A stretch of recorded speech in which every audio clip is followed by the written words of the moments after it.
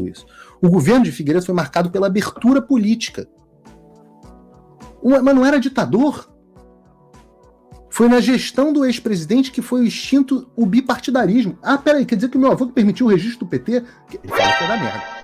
Permitiu o registro do PT e o registro de todo mundo e foi promulgada a lei da anistia que beneficiou os perseguidos pelo regime e as autoridades acusadas. Foi meu avô que deu a anistia? O ditador? Peraí, mas e a turma que tá gritando agora anistia não? Então é ditador o que deu a anistia e são democráticos os que dizem que gritam anistia jamais? Quem é que tá sendo... Qual o regime que tá dizendo que vai ter partido caçado? Foi o do meu avô que permitiu a volta do multipartidarismo ou é esse atual? Que as pessoas estão com medo do cassação do PL? Onde o presidente do partido foi colocado em cana. Nem é o primeiro, porque o presidente do PTB também foi colocado em cana. Tô falando do Roberto Jefferson, tá até hoje. Meu avô que foi o ditador? Eleições diretas para governo, para Senado, perdeu um monte. Olha que loucura. Figueiredo também foi marcada por... A gestão de Figueiredo foi marcada por atentados terroristas contra ele. Como do Rio Centro, que ocorreu em 1981. Militares insatisfeitos com a abertura política planejaram um ataque à bomba e um show no Rio Centro, porém o plano falhou. Ou seja, teve atentado terrorista para impedir que ele fizesse a abertura.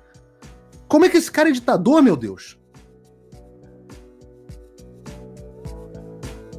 Terminou com a eleição indireta do Tancredo Neves em 85. Como é que pode? Se teve eleição indireta e ganhou a oposição, foi um civil que meu avô odiava, terminou o mandato, não fez uma força. Aí tá aqui. Após deixar a presidência, Figueiredo se retirou da vida pública e militar, morrendo em 99 aos 81 anos. Ou seja, entrou, cumpriu o mandato, jurou cumprir a Constituição, cumpriu contra tudo e contra todos, pacificou o país, devolveu o país para a responsabilidade dos civis, e esse cara é um ditador.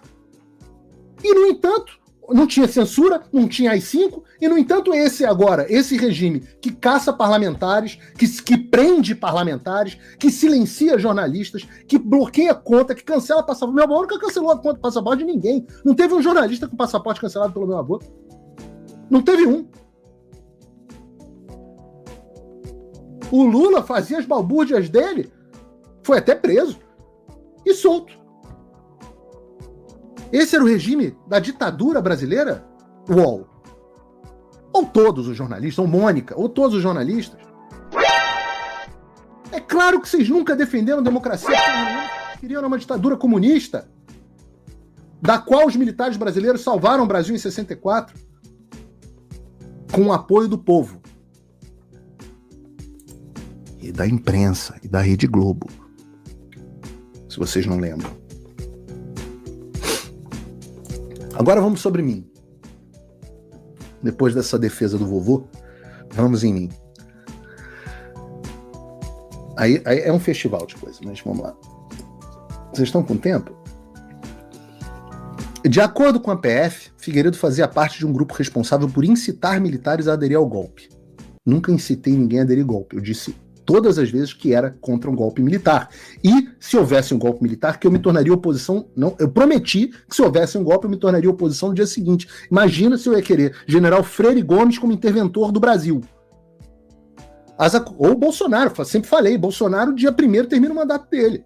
Bolsonaro não pode mais ser mais presidente. Se chegarem à conclusão que tem irregularidades, e os militares tinham essa atribuição, aí... Cumpra-se a Constituição. Isso é um golpe. Cumprir a Constituição é um golpe. Decretar estado de sítio é golpe. É tudo golpe. Não importa se o texto constitucional diz, né?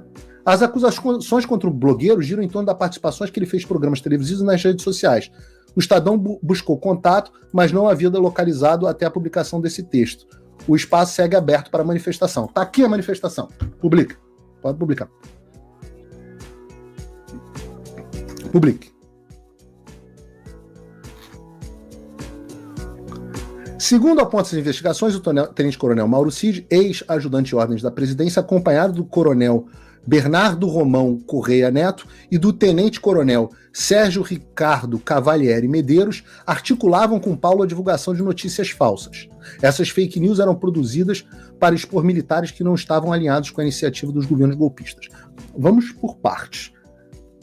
Segundo a própria Polícia Federal, e segundo o documento, a decisão publicada pelo Alexandre, todas todas as notícias que eu publicava eram de fontes verdadeiras. E eles mesmos diziam. Só que tem um problema, esses caras que você está dizendo aqui não eram as minhas fontes. Não, é verdade, eu conversava, e, claro, como quase todos os jornalistas, com o Mauro Cid. Muito pouco sobre isso que vocês estão pensando. Mauro Cid nunca me deu nenhuma informação sobre cúpula de Forças Armadas. Mas esses dois caras que estão aqui, gente, Bernardo Romão de Correia Neto e Sérgio Ricardo Cavalieri Medeiros, eu vou facilitar o trabalho da Polícia Federal, que já pode botar isso nos autos, pode pegar o meu vídeo, inclusive transcrever e botar nos autos. Eu não conheço, nunca falei na minha vida. Vocês estão mais perdidos que cego de tiroteio. Esses dois, eu tenho muita fonte dentro das Forças Armadas. Muita. Vou falar, inclusive, sobre uma que chegou para mim essa semana, envolvendo o Alexandre de Moraes e o comandante do Exército. Vocês que vão levantar. Eu tenho muita fonte dentro das Forças Armadas. O meu celular e o meu e-mail são uma espécie de ouvidoria do Exército. E eu abro o espaço para todos os militares que sentem que devem falar alguma coisa. Eu sou jornalista, estou aqui para ouvir e para dar voz a vocês.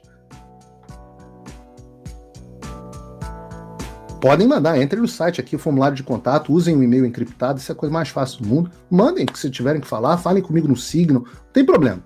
Eu vou ouvir todo mundo. Muitas coisas eu falei e muitas coisas eu não falei, porque eu não tive como verificar. Então eu buscava múltiplas fontes e tudo se tornou verdadeiro. Tudo! Ora, alguns dos militares que eu citei, alguns deles não foram levados na operação? Ou alguns dos que foram levados na operação, perseguidos pelo Alexandre, foram citados por mim? Não. Eu só falei. O que eu falei? Que o General Tomás ia ser comandante do Exército. Quem é o comandante do Exército? General Tomás.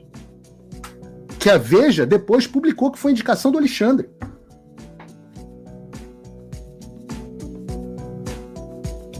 Então como é que é mentira? Como é que é notícia falsa? Contra esses caras... Agora, vou dar um exemplo para vocês. Ontem me procurou um militar. E aí ele veio me dizer, Paulo, no dia 6 de fevereiro, ou seja, as vésperas da operação, essa Veritas, não sei o quê, o Alexandre de Moraes esteve das 8h30 da noite até as 2h30 da manhã na casa do general Tomás Paiva, comandante do Exército. Depois, ele recebeu o general Tomás Paiva recebeu alguém da Polícia Federal e recebeu um papel que ninguém sabe o que tem. Eu sei se é verdade? Não. Não sei. E é por isso que eu estou transmitindo para vocês como alguém que não sabe se é verdade. Mas o que os caras do Estadão, se estivessem fazendo jornalismo, deveriam fazer? Entrar em contato. Porque esses caras não falam comigo. O Alexandre vai falar comigo, o general Tomás também não vai falar comigo. Mas talvez fale com o Estadão. Perguntem e vejam se a informação é verdadeira. Porque eu chequei com 2 fontes. E as 2 me falaram a mesma coisa. O que eu tenho que fazer como jornalista?